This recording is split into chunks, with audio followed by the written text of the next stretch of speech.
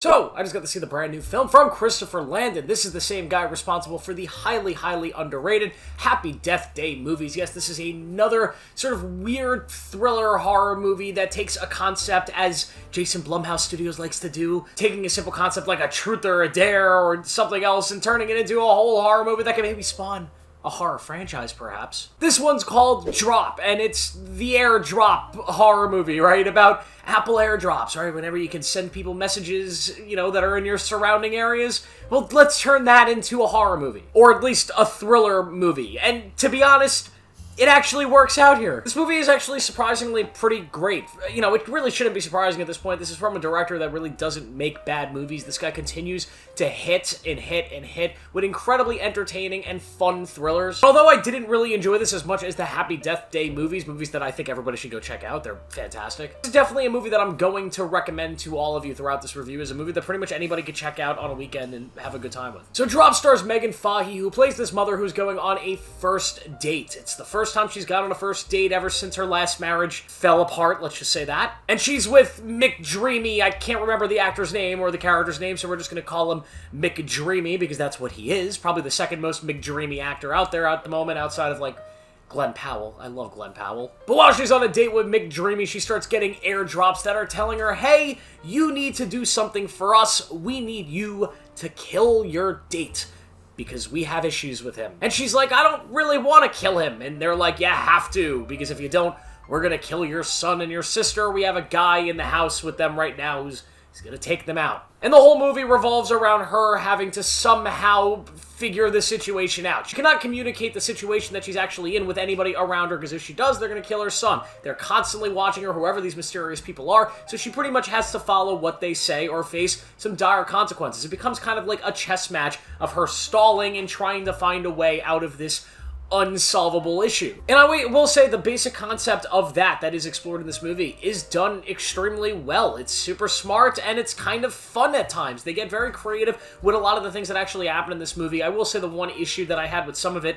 is some of the best weird twists with the drops were spoiled in the trailer, which they didn't do that. But this movie does a really good job of balancing that tension of what this woman's going through. The actual trauma and the fucking craziness of what she's juggling with at the moment. And they balance that with also the awkwardness of the other side of things. What is McDreamy actually dealing with in this movie? How is he seeing this situation? Because from his perspective, this is just kind of the worst first date of all time. And in a weird way, the movie is about the idea of first dates and this awkwardness at a first date and trying not to mess things up and moving on from maybe a bad relationship in the past. And I just thought the movie from McDreamy's perspective is fascinating. Probably would have made an even more entertaining movie, to be completely honest with you. The whole thing was just shot from his perspective, and we had no idea why this girl was being so freaking weird the entire time. The third act of this movie does get pretty wild, and outside of some outlandish plot armory stuff with just about every character in this movie, I had a good time with it.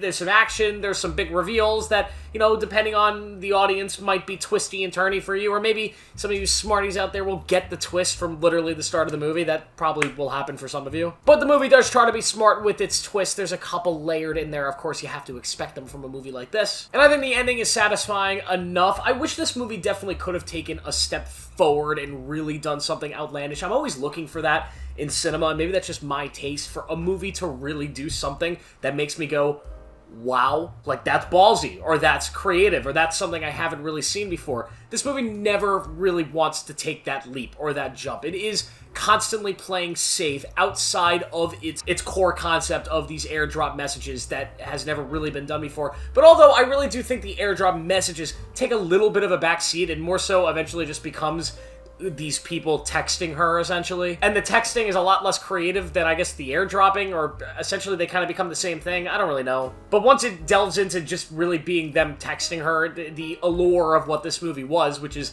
this creative airdrop film, it goes away, and the movie just becomes a very simple thriller that works. It definitely works, and it will entertain you. But for me personally, yet again, I was waiting for that wow moment, the big wow twist that was really shocking and layered and great writing or something else, and it just never really came. It just kind of went through the expected beats you would see in a movie like this, which is fine. It's fine to play a movie safe. It's super entertaining, and most general audiences are probably going to love this thing. But don't go into this expecting it to be some, exceptional masterpiece. That's not what it is. That's not what Christopher Landon makes. makes. That's not what Jason Blumhouse makes. They make just really good, solid films that are super entertaining, they don't overstay their welcome, and are easy to recommend to just about any kind of audience. So because of that, I will be giving Drop a 3.5 out of 5, and a big recommendation to go check this out if you're heading to the movie theaters this weekend. Thank you guys for watching. Make sure to like this video, subscribe for more notifications. I'll see you in the next one.